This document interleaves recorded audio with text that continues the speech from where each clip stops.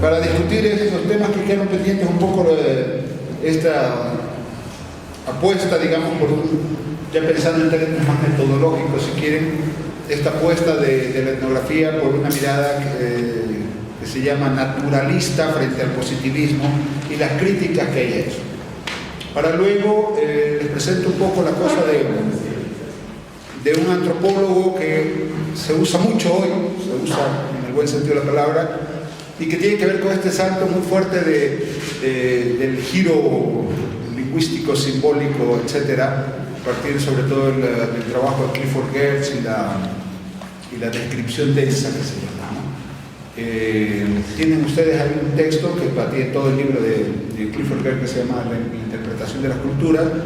Ahí hay un capítulo largo que les pedí que lean, no sé si lo han hecho, pero es sobre las peleas de gallo en Bali, las riñas de gallo, ¿no? Entonces, una cosa que parece que no tiene nada que ver con la cosa política, pero se lo puse para que vean. Se supone que ese es el mejor ejemplo de cómo Clifford Geertz, que ha propuesto lo que él llama la etnografía como una descripción densa, él mismo la ha hecho, ¿no? Entonces les voy a dar ahí algunos tips, pero sería ideal, ojalá pudieran leer ese texto. Y después voy a dar así unos tips sobre la cosa esto de la observación y de la entrevista en clave etnográfica. Bueno, ayer estaba pendiente esta reflexión, discusión, si quieren. ¿Dónde está ese cosito?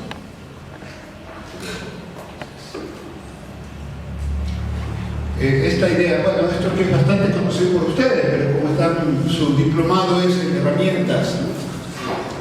Metodológicas de alguna manera, ¿no? Esta caracterización del positivismo, ¿no? Como un método estandarizado que funciona bajo la lógica del experimento mediante la medición o cuantificación de variables para identificar relaciones.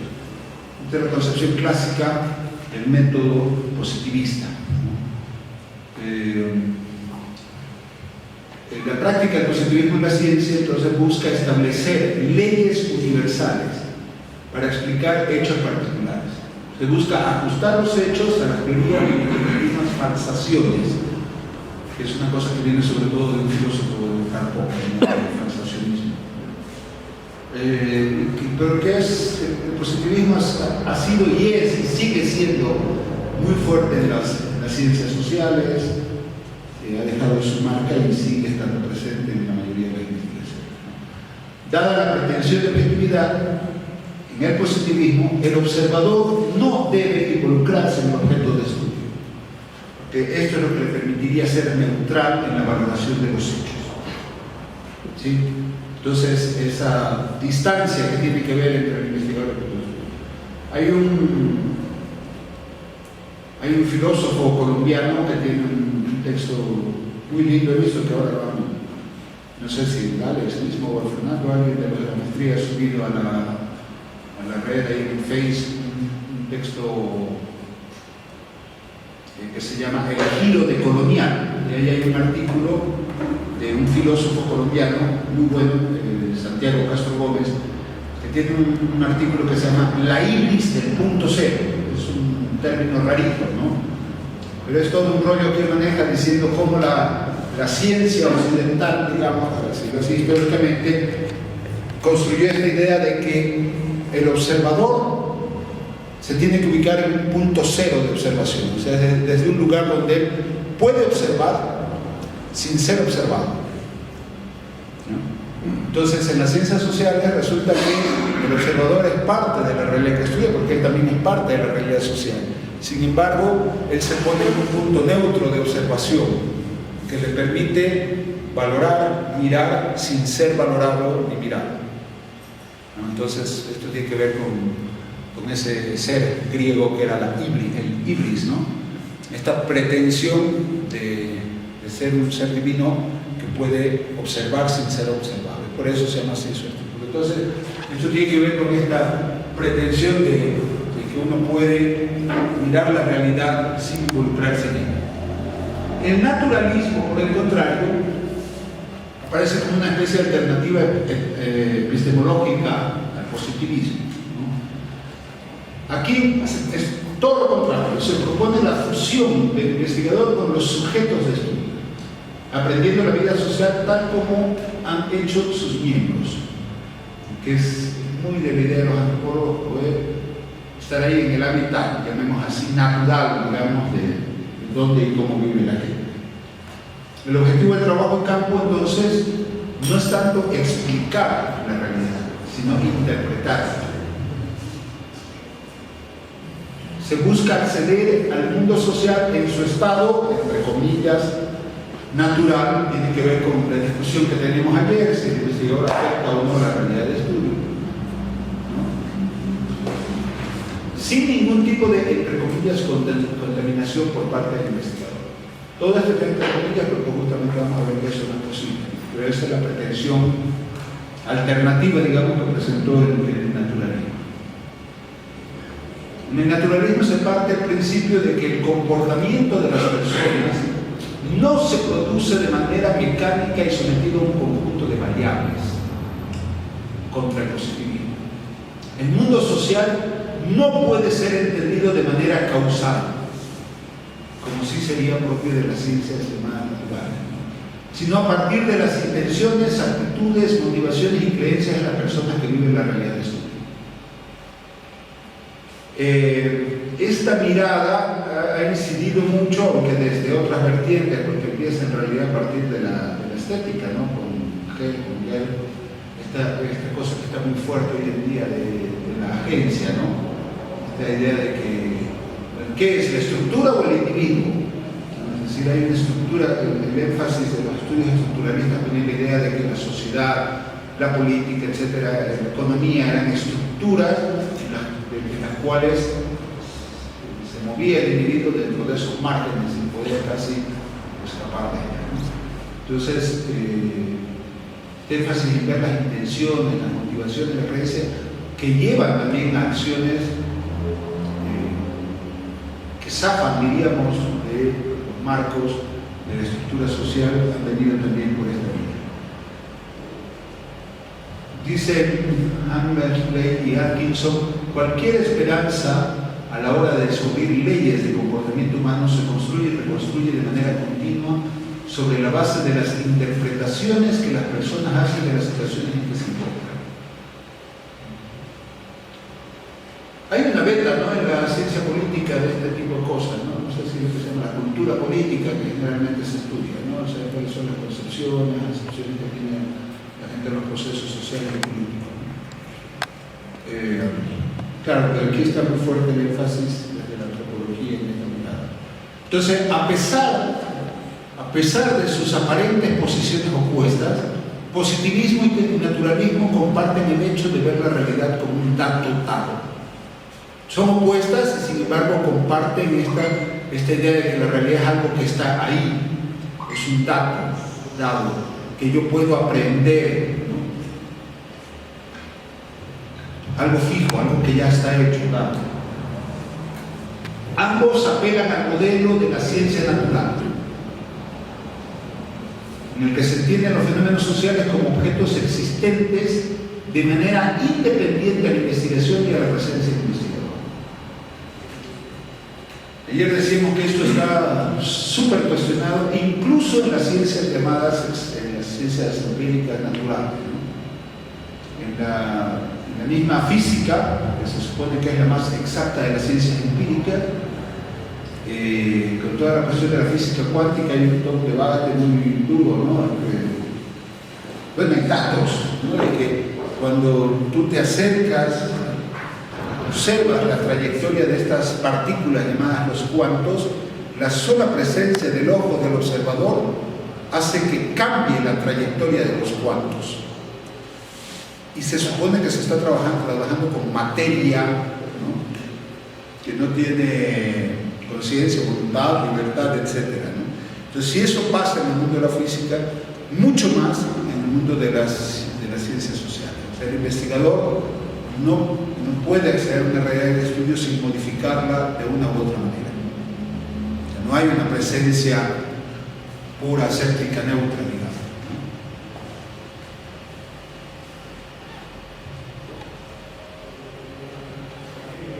Nuevamente, dicen estos ñatos, ambas posiciones asumen que es posible, al menos en teoría, aislar una serie de datos no contaminados por el investigador. Posible en cuanto éste se ha vuelto autómata o receptor neutral de experiencias culturales. Sin embargo, es inútil perseguir este tipo de cosas en la investigación empírica, puesto que cualquier tipo de datos presupone un trasfondo teórico. En términos incluso de metodología, ¿no? Cuando nosotros supuestamente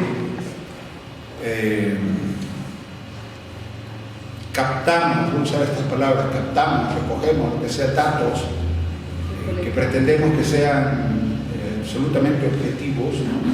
Y en realidad estamos construyendo, ¿verdad? El dato ya es una construcción, porque nosotros llevamos con un bagaje teórico, ideológico, si quiere, para usar una palabra clásica, etcétera, ¿no? Donde hace que miremos ciertas cosas y no otras, comparemos ciertas cosas y no otras, ¿no?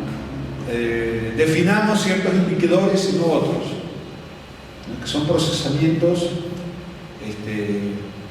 de nuestro propio bagaje. Entonces, esto no quiere decir que uno deba renunciar a todo tipo de esfuerzo, de intento de objetividad, no es imposible, de intersubjetividad, pero es imposible pensar la ciencia social como una construcción de trabajo empírico totalmente desligado de algún tipo de carga subjetiva del investigador. Y eso sí les sirve para ustedes, cualquiera sea su tema de investigación o su método, lo que sea, ¿no? Entonces, por eso, lo que vamos a ver ahora, por eso es muy importante lo que se llama el tema de la reflexividad. Estoy poniendo estos énfasis porque Fernando además me ha dicho que con esto empiezan ustedes propiamente los módulos metodológicos, entonces supongo que puede ser una buena puerta también para lo que les viene después. La interpretación del mundo social entonces no es una cuestión de captura de significados sociales, sino un reflejo de la posición sociohistórica del investigador, ¿no? El investigador va con su propia posición frente al mundo, frente a la realidad, lee, los interpreta y los construye de una manera. Entonces el lenguaje del etnógrafo no se entiende como una descripción transparente de la realidad, sino como una construcción similar a las narrativas periodísticas o literarias. Es una cosa que hemos aprendido, para decirlo así, uno de los filósofos, bueno, no era francés, era qué, ¿de dónde era Derrida?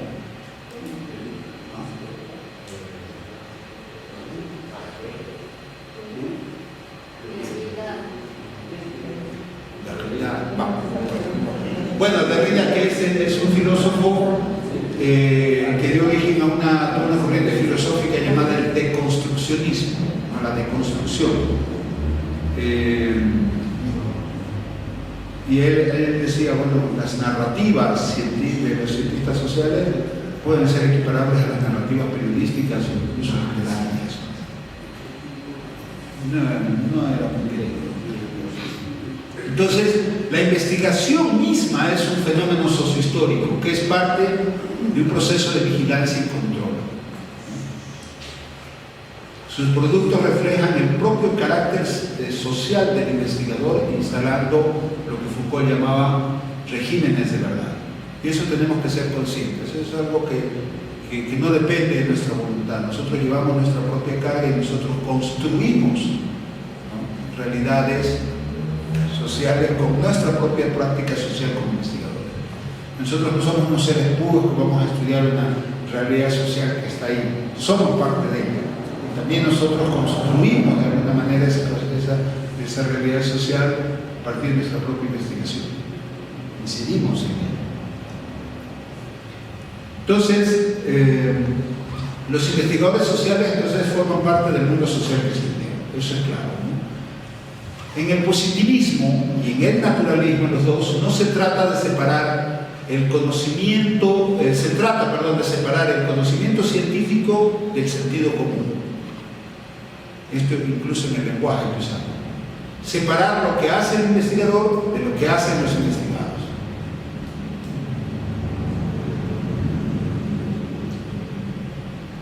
parte del juego de la ciencia, esto es construir un lenguaje especializado. Entonces, esto lleva a la obsesión que también tienen que los investigadores tienen que eliminar los efectos del investigador sobre los datos. Es una obsesión que hay de que esos datos sean puros y objetivos. El etnógrafo, marcado por el realismo que informan tanto al positivismo como al naturalismo, aun cuando sea de manera inconsciente, termina cosificando a los sujetos de estudio y a su realidad.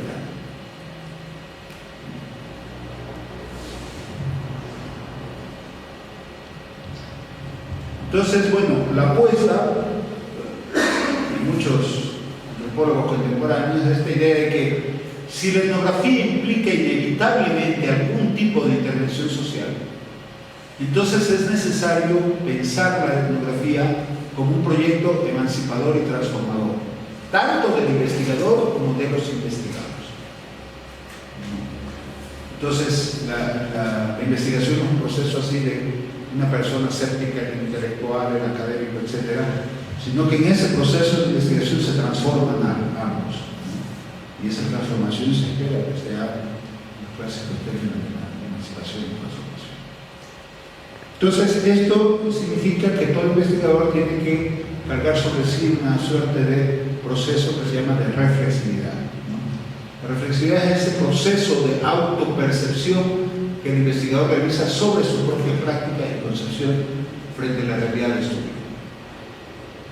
Entonces, en vez de negar nuestra incidencia y involucramiento en el mundo de estudio, es importante hacerla visible a nosotros mismos. Y eso lo hace consciente de que su presencia afecta a la realidad de estudio y por tanto no solo la estudia, sino que de alguna manera también la consigue. Se dice que hay tres dimensiones por lo menos de la reflexividad. Una es la conciencia del investigador sobre su persona, sobre sus propios condicionamientos sociales y políticos que lo informan. Por lo menos tenemos que ser conscientes de nuestra propia carga, nuestra posición social, incluso, ¿no?, nuestros condicionamientos sociales. Segundo, la posición que tenemos nosotros en el campo científico y académico. En el supuesto que se supone que el campo académico, un campo universitario, un campo autónomo, ¿no? Esto ha sido muy estudiado por Bourdieu, ¿no? En realidad es un campo también social y político. Todos ocupamos un lugar ahí. Ahorita, en este momento ustedes están aquí como estudiantes y yo soy el caballerito docente. Pero ustedes también tienen un puesto en el lugar de la academia, de la ciencia social, de la docencia universitaria, etc., ¿no? Entonces, tenemos que ser conscientes de qué lugar ocupamos ahí. Y eso es un lugar de poder, que también es un lugar social. Y tercero, hay que ser consciente de esto que se llama el epistemocentrismo. Es decir, esa postura intelectual, ¿no?, según el cual se enfrenta el mundo social desde una determinada mirada teórica. Miramos la realidad social como si fuera un espectáculo y no desde la práctica de los actores y desde nuestras propias prácticas. Entonces, hablamos de epistemocentrismo cuando nosotros, investidos por nuestra propia bagaje teórico, intelectual, etcétera, contemplamos la realidad como si fuera algo que, como se puede ver en el partido de fútbol, que va a haber mañana en la eliminatoria, y que afortunadamente creo que no lo voy a evaluar porque si no les aprobaría todo, como dejan ver. Entonces veamos qué es la descripción densa. Esto es prohibido faltar mañana. Ese joven se va a ir a ver los partidos de la eliminatoria mañana. No, 6, 7. ¿Qué hora es? No, 4:30. Ah, maravilla.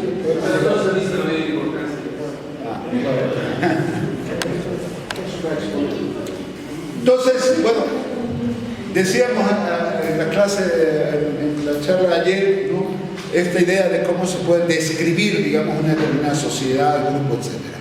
En las últimas décadas, ¿no?, un antropólogo que ejerció mucha influencia, es este, ¿cómo se llama? Clifford Geertz.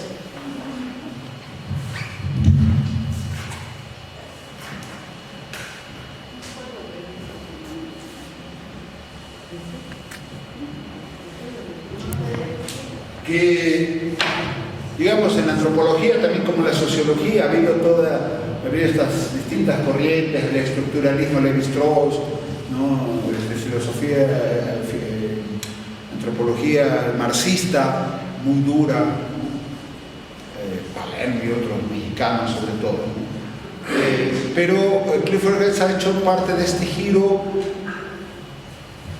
simbolista, podríamos decir, de la antropología. Es decir, que tiene que ver con todo lo que ha pasado en las ciencias sociales, ¿no? Las ciencias sociales muy marcado por el análisis de la estructura social, económica, etc. Llega un momento en que se da lo que se llama el giro lingüístico, que comienza a llamar, es decir, comenzar a mirar la realidad como si fuera un texto, ¿no? Foucault, Derrida, muchos de los deconstruccionistas, postestructuralistas, postmodernos enfatizan mucho esta mirada. Y Clifford Geertz es un poco parte de esta línea, ¿no? Después vendrá otra cosa que ahora le llaman el giro cultural, ¿no? Entonces, que nada se lee en clave de economía, de sociedad, de política, sino que todo se lee en clave de cultura, más o menos, ¿no? Pero parte de estos énfasis que comienzan a ver en las ciencias. Pues Clifford Geertz es el que enfatiza la idea de la descripción densa, que tiene que ver con el texto ese que les mencionaba, ¿no? Para Geertz, la tarea fundamental del antropólogo es buscar, desentrañar, explicar las estructuras de significación de una cultura. Se trata de determinar el campo social de las estructuras de significación. Fíjense que aparece varias veces esta idea, ¿no? Las estructuras de significación. La descripción etnográfica que hace el antropólogo se transforma en una descripción densa debido a su correlato con el concepto de cultura que él mismo precisa. La cultura para él sería una jerarquía ordenada de estructuras de significación socialmente establecidas en virtud de las cuales la gente se maneja. Entonces, uno podría ver la cultura como una forma de sometimiento medio al estilo del psicologismo freudiano, digamos, ¿no? O podría ver la cultura como lo que la gente hace por las condiciones materiales de vivencia de un determinado grupo. Aquí el énfasis de la cultura como estructuras de significación compartidas socialmente. ¿La cultura? Sí, concepto de cultura. Y ahí es donde Geertz, al final del texto de La Riña de los Gallos, dice que la cultura es un texto que se interpreta gracias al trabajo de campo. Dice, el concepto de cultura que propugno es esencialmente un concepto semiótico. Semiótico tiene que ver con todas las cosas del mundo de los signos, ¿no? Creyendo con Max Weber que el hombre es un animal inserto en tramas de significación que él mismo ha tejido, considero que la cultura es esa urdimbre y que el análisis de la cultura ha de ser, por tanto, no una ciencia experimental en busca de leyes, sino una ciencia interpretativa en busca de significaciones. Lo que busco es la explicación, interpretando expresiones sociales que son enigmáticas en su superficie. Entonces eso significa tratar de comprender, podríamos decir, para usar una metáfora del ámbito lingüístico, no tanto lo que se dice, sino lo que realmente se quiere decir. En el ámbito cultural, no tanto lo que se hace, sino que la significación que está detrás de eso que se hace.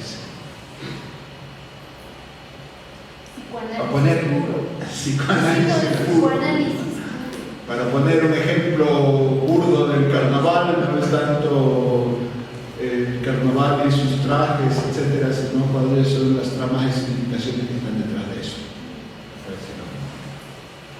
Entonces ahí vienen las riñas de gallos en Vale. ¿Dónde está Vale?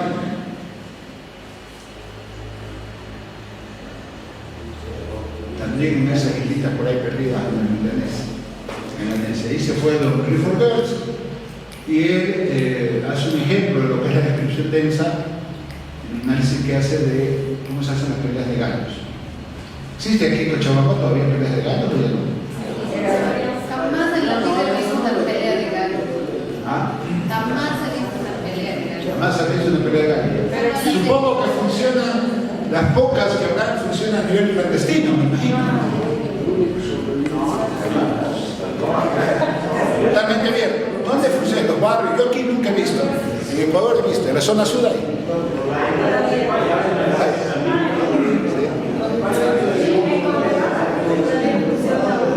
El profesor sabe dónde hay. ¿Y se apuesta duro o no? ¿Quiénes han visto una pelea de gallos? ¿Han visto varios, sí? Se mueren por gallos. ¿Podría leer el texto de Geertz para ver las semejanzas o no? Y se mueren los gallos. No se vale. Él describe cómo funciona la pelea de gallos. Bueno, empieza el relato con una cosa muy simpática, además que tiene que ver con su nota de etnógrafo, ¿no? Porque él dice que llega a Bali y él y su esposa son como seres más o menos invisibles. Han leído el artículo, ¿no? Nadie les da pelota, es como si no existieran, dice, nadie les habla lo mínimo necesario. Son como seres invisibles más o menos, ¿no? Y un día hay un hecho especial porque se arma una pelea de gallos en una plaza, en un lugar abierto, pensando que no va a hacer nada la policía, no recuerdo exactamente por qué lo hacen así, y efectivamente cae la policía. Y entonces, claro, ellos son extranjeros, ¿no? Entonces, claro, como extranjeros, lo que podrían haber hecho era decir, no, nosotros somos extranjeros, pasábamos por aquí y no pasaba nada. Entonces dice, pero siguiendo la buena práctica del antropólogo que dice, haz lo que veas que la gente hace, entonces como todo el mundo zafó corriendo, ellos también zafaron corriendo, ¿no? Y después terminaron metidos en una casa, etcétera, o sea, terminaron huyendo de la policía. Dice, ese hecho hizo que a partir de ese día la gente les hablaba, los metió, digamos, en la comunidad, ya, claro, hablaban, les chismeaban, se hicieron amigos, podían ir a las peleas de gallos, podían ir a todo lado. Entonces, él dice que de las muchas peleas de gallos o riñas de gallos a las que fue, tomó nota sistemática de 50 y tantas, 57. Tiene un registro, dice, minucioso de 57 peleas de gallos, así con descripciones minuciosas, donde describe cómo funciona, cuál es el espacio, cuál es el ritual mismo de la pelea, de los dueños, los sets que hay, cómo participa la gente y sobre todo el sistema de apuestas, ¿no? Entonces, a través de esa descripción bastante detallada de cómo funciona la pelea de gallos, dice que en la riña de gallos, el baliniense forma y descubre su temperamento y al mismo tiempo el temperamento de su sociedad. Dice, a primera vista, una pelea de gallos balinesa es un enfrentamiento entre dos animales, pero quienes se enfrentan en realidad son hombres, pues, que además es un espacio todo propio, ¿no? Genéricamente hablando. Los gallos representan hombres y grupos que rivalizan simbólicamente por prestigio social. Eso es lo que está detrás de la pelea de gallos. Esto es algo que se puede apreciar en el sistema de apuestas que se realizan en torno a la riña. Hay dos tipos de apuestas. Una central, que tiene lugar entre personas principales, los dueños de los gallos, y múltiples apuestas periféricas que se realizan entre el público. La primera, la apuesta central, es elevada en monto, y el resto son menores. La primera es colectiva, la realizan coaliciones de personas, y las otras son individuales. La primera se lleva a cabo entre las partes con la única mediación del árbitro, y las segundas son públicas. Y él pone un dato muy interesante, que jamás se cuestiona las decisiones iguales, pero además es un sistema súper complejo, ¿no? De que uno ofrece tanto y el otro va por la cantidad menor. Es un sistema súper complejo de apuesta. Cuanto más alta es la apuesta central, más equilibrada es la pelea. Mayor es el número de apuestas periféricas y menor su desigualdad. Entonces, él acude a la idea del juego profundo, desde el filósofo Bentham, ¿no? Bentham hablaba de esto, de que en un juego profundo, los riesgos que se corren son tan grandes que resulta irracional practicar, ¿no? Como esta gente en los casinos, ¿no? que apuestan montones de plata, digamos, ¿no? Un comportamiento así es, desde un punto de vista utilitarista, temerario e inmoral, por lo que la sociedad debe prohibirlo. O sea, cuando tú vas y apuestas y pones todo en juego, ¿no? En términos económicos, Marco Monto. Entonces dice Clifford Geertz, las apuestas en las riñas de gallos no son conductas temerarias desde un punto de vista económico.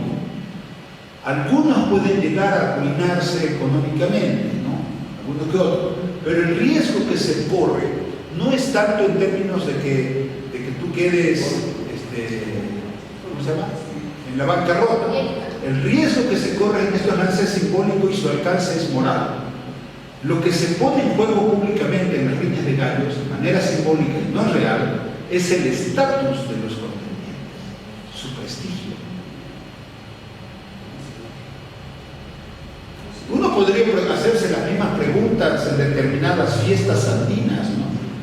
Todo el mundo dice que la gente que vive en el campo es pobre, no sé qué. Pues vayan a una fiesta, a ver la cantidad de plata que uno puede poner ahí. ¿Qué es lo que ganas con eso? Prestigio. ¿Ganas plata? Prestigio. En los juegos profundos, dice Geertz, en los que se apuestan grandes cantidades de dinero, lo que está en juego es algo más que las ganancias naturales. La consideración pública, el honor, la dignidad, el respeto. En una palabra, el estatus. Pero el estatus está en juego simbólicamente, pues, salvo en unos pocos casos de jugadores viciosos arruinados, el estatus no se altera por la obra del resultado de una riña de gallos. Es solo, y es simultáneamente, afirmado o afrentado. Bueno, quería mostrarles esto. Ya me hubiera sido que vean el texto, entiendo que es largo y no sé si les interesa, pero les interesa, realmente los invito porque es un hermoso texto. Entonces veamos ahora más bien algunos tips, digamos, de las cosas de la entrevista y la observación. La observación participante y lo que se llama la entrevista etnográfica, ¿no?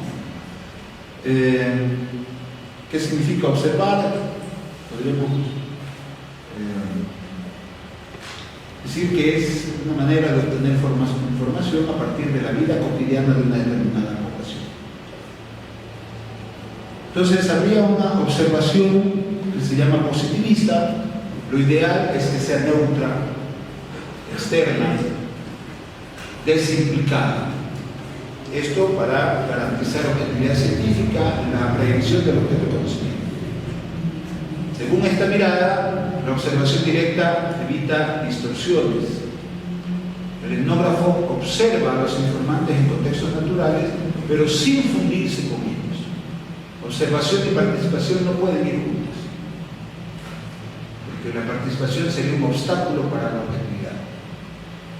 Entonces, tú observas, pero sin ser parte de ello. Sería una concepción positivista de la observación. Pero habría otra perspectiva, ¿no?, que sería observar para participar. La participación es la condición sine qua non del conocimiento sociocultural. Y aquí la herramienta es la propia experiencia directa, los órganos sensoriales, la afectividad. Y estos no empañan, sino que acercan a los procesos. Y eso hace que el investigador, menos idealmente, conozca y comprenda desde dentro. Entonces la pregunta es: ¿por qué el método etnográfico privilegia la observación participante? A diferencia de los otros métodos de las ciencias sociales, el trabajo en campo etnográfico se caracteriza por su falta de sistematicidad. Para los que vienen de las ciencias duras, economistas, incluso de las ciencias políticas en muchos casos, los antropólogos son fiestas políticas que no tienen disciplina metodológica, ¿no es cierto? La observación participante se caracteriza por una inespecificidad de actividad de las actividades que desarrolla. Parecería haber una tensión entonces entre observar y participar. porque la observación implica distancia, la participación implica involucramiento. Para positivistas y naturalistas hay una disyuntiva entre observar y participar. Para los positivistas, para observar no hay que participar.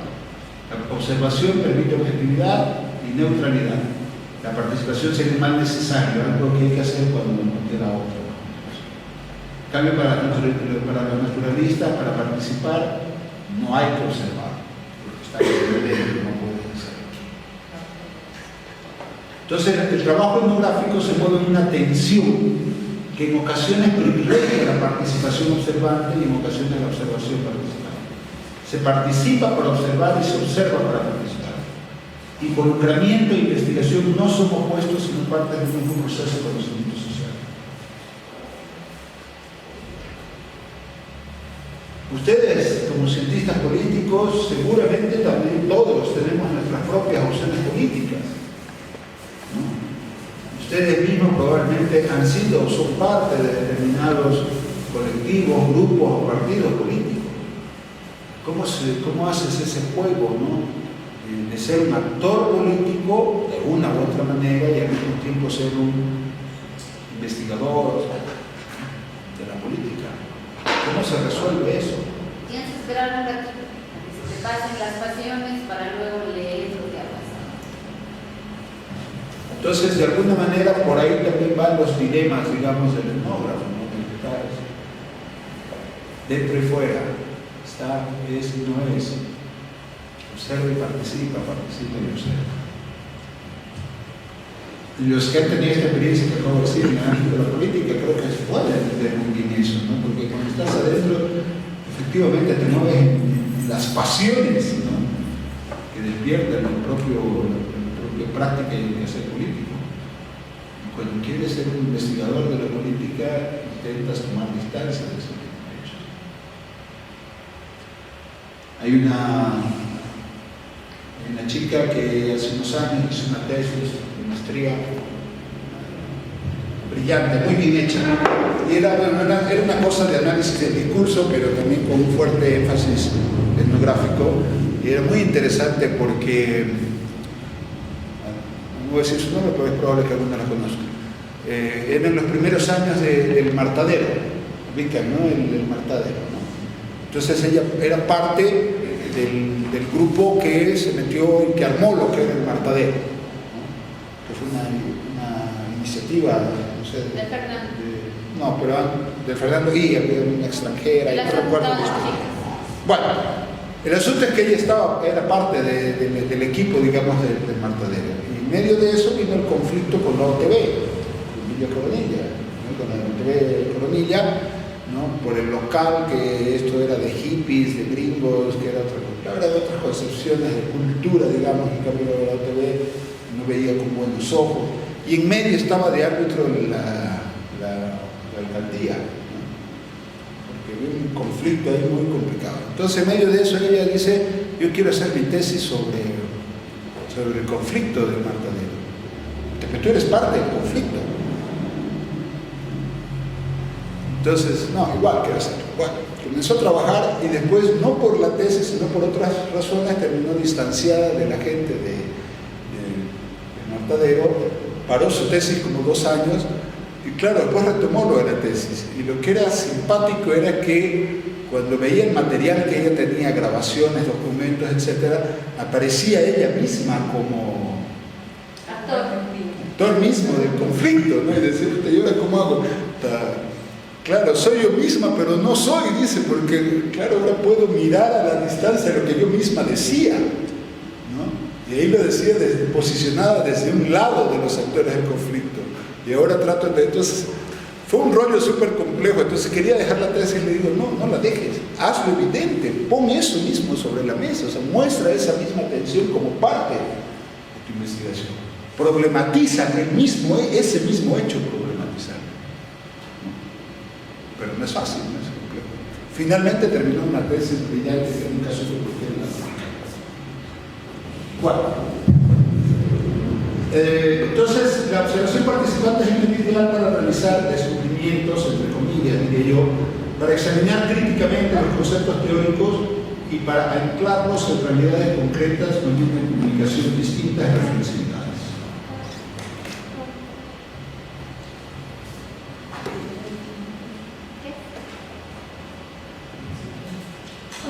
Esto entonces va enganchado con el rollo de la entrevista etnográfica. Un poquito más, hacemos un acto y después hacemos la discusión y la conversación. En la entrevista etnográfica, entonces, el sentido de la vida social surge de los discursos que emiten los sujetos sociales en su vida diaria. Generalmente, la entrevista se considera una herramienta que sirve para que la gente hable sobre lo que sabe, piensa y siente.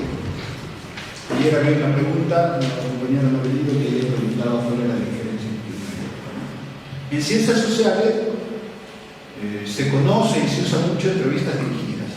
La entrevista antropológica o etnográfica es informal, no directiva. A diferencia de la entrevista estructurada, dirigida, el valor de la entrevista etnográfica no está en su carácter referencial, sino en su carácter performativo. ¿Qué quiere decir esto, el carácter performativo? Es una cosa que viene de la lingüística, la ciencia del lenguaje, ¿no? Tiene que ver con la pragmática. Que generalmente cuando nosotros estudiamos el lenguaje, nos interesa el ámbito de la semántica, lo que quieren decir las palabras. En el ámbito de la pragmática no nos interesa, pero no es tanto lo que se dice, sino lo que realmente se quiere decir, ¿no?